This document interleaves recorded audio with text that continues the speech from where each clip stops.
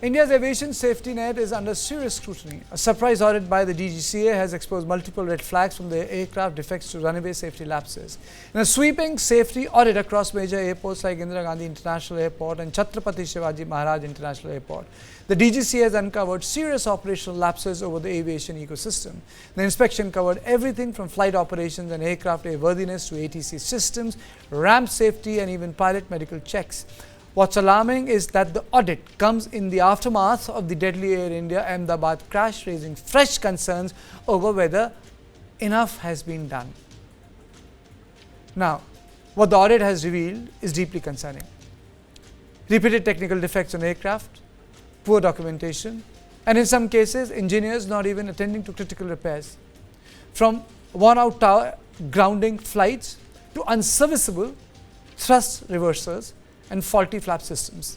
The lapses point to systemic negligence rather than isolated errors. The regulator has now moved swiftly, issuing notices and setting strict deadlines. All operators have been directed to fix the lapses within 7 days, with warnings of continued surveillance and stricter enforcement ahead. But the big question goes far beyond audit. Is India's aviation safety system reactive rather than preventive? Are airlines cutting corners on maintenance to save costs? Why were repeat defects not flagged and fixed earlier? Is there enough accountability within airline engineering teams? And most importantly, are passengers flying in truly safe aircrafts? On this issue, I'm joined by Captain Prashant Dhalla, former Flight Operations Inspector, DGCA. So, how do you comment on this report? I mean, I'm really shocked. Well, Mr. Sharma, thank you for having me on your show. As a proactive regulator and as a former inspector of DGCA, I can say with full devotion that the government is working round the clock for keeping their standards up to the international standards, which is the ICAO standards. It is a 24/7 activity. Aviation is a dynamic environment. You will have things changing rapidly. Add to that, you have new airlines coming up. You have new set of pilots, engineers, ground staff being employed. The emphasis of the government is primarily on two aspects. One, I'm sorry for the technical issue. Two aspects, which is one is the training environment. India is rapidly having the right set of instructors, the trainers, to train the ab initio, the young set of pilots. Second is the infrastructure.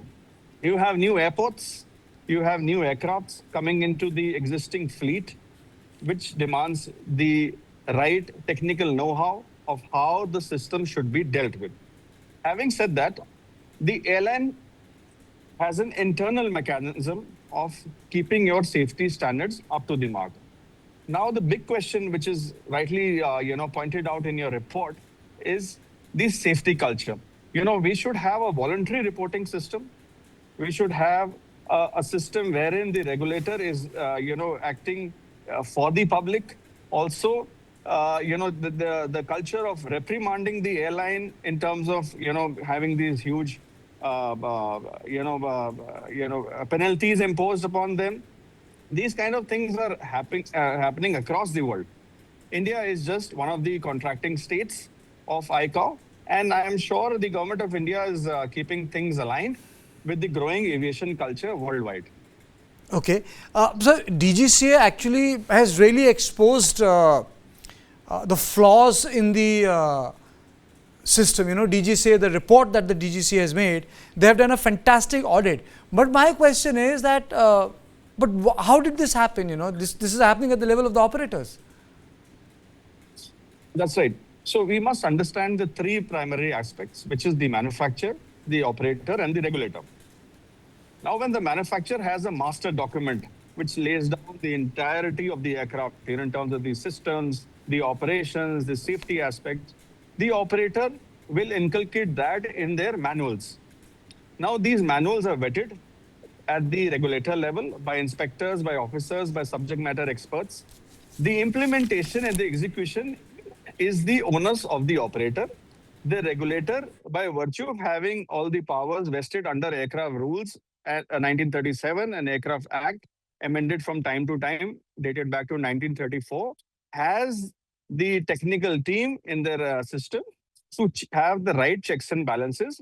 And for the sake of your viewers, it is very important to understand that the annual safety plan, ASP, is derived at the regulator level, at the ICAO level, and the airline is informed in advance that in X or Y month, you will be undergoing a safety audit.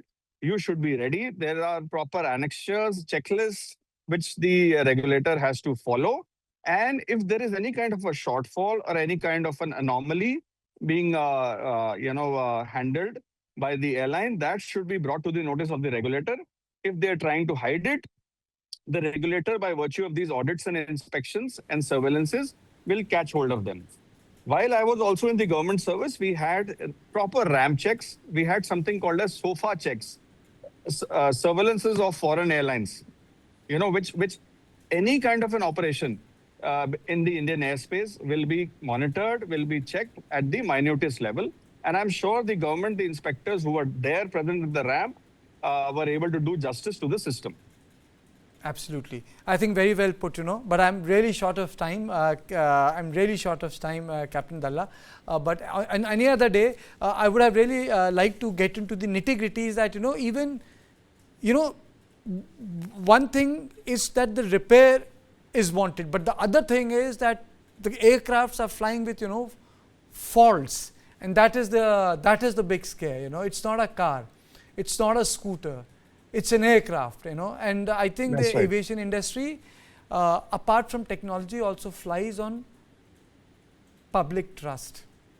And I think that's the most sacred aspect of the aviation industry, trust. On this note, I would like to say thank you to you.